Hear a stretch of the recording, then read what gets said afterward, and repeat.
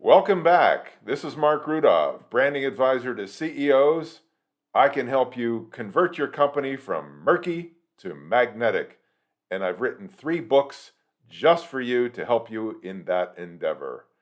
Be Unique or Be Ignored, Brand is Destiny, and my latest, Intra-Branding. Today I'm going to talk to you about how not to sell on LinkedIn and everywhere else. A few days ago, I went to an ophthalmologist for the first time, and because I'm a new patient, the tech who received me first had to take some background information on my health and my eyesight, and it gave me a preliminary eye exam. But I noticed she was talking to me as if I am a child. So after a while, I finally said to her, "Excuse me, but you're talking to me like a child. Why are you doing that?" Oh, she was so embarrassed. She apologized profusely. She said, "Most of my patients are elderly, and frankly, they're like children. I'm so used to it, I don't even hear myself anymore." So you're the first conversation I've had in a while that's an adult conversation. So I made a mental note of that experience, and it's relevant today. A lot of people seem to have a lack of awareness of both themselves and their counterparts. And that happens in relationships, and it also happens in selling. And in fact, I have an experience on LinkedIn I'm going to share with you in a bit. But first, I want to show you a clip from one of my favorite sitcoms, 2.5 Men, when Charlie was there and he was sober. Funniest show I've ever seen on TV. But if you don't know the show, Alan Harper, played by John Cryer, lives with his brother Charlie Harper, who lives on the beach in Malibu. Alan Harper has a son, Jake, who lives with his mother part-time and lives with Alan and Charlie on the weekends. So Alan set up a webcam in Malibu and also at Jake's house so that they could communicate with each other during the week.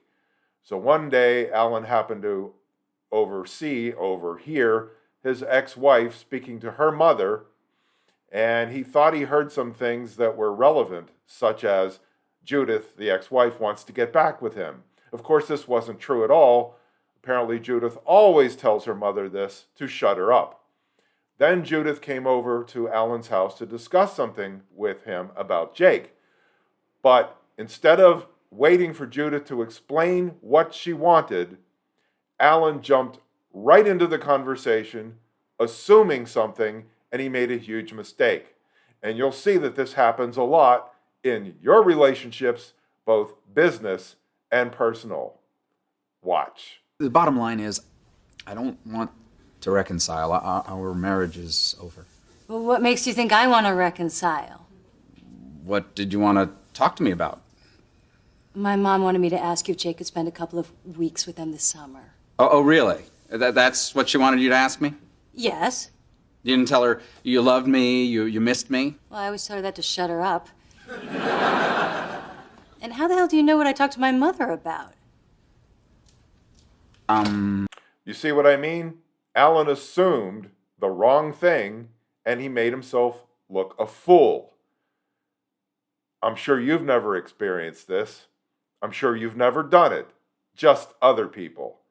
But it can kill a relationship, and it can kill a sale. So don't do it.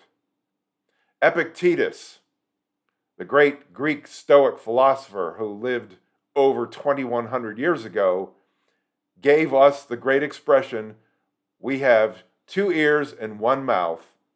So we should listen twice as much as we talk.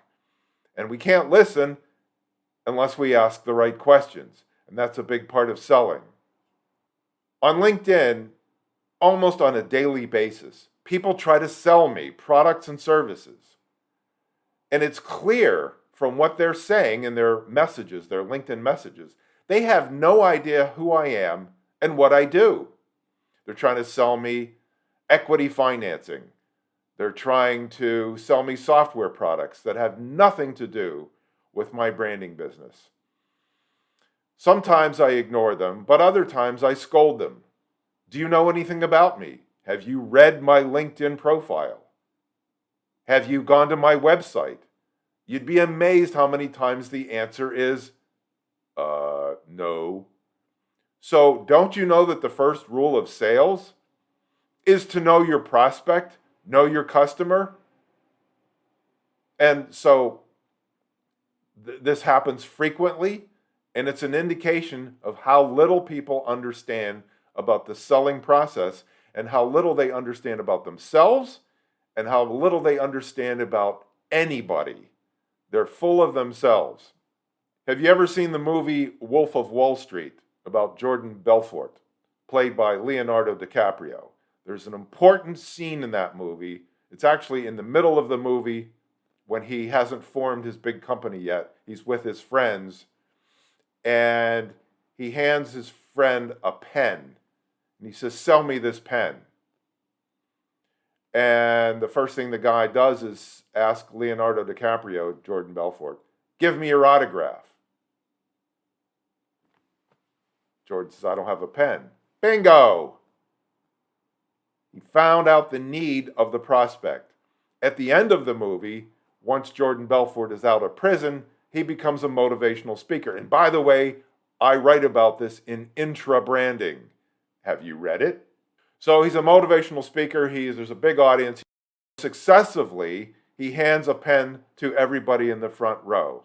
"Can you sell me this pen?" And of course, each person fails by starting to name the features of the pen and why you should have it. And that is exactly the antithesis of how to sell. Not knowing anything about the prospect, not uncovering any need the prospect might have. If you can't sell, you can't brand. I can help you do both.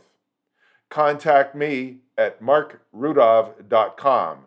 And don't forget, you have 2 ears and 1 mouth. Listen twice as much as you talk.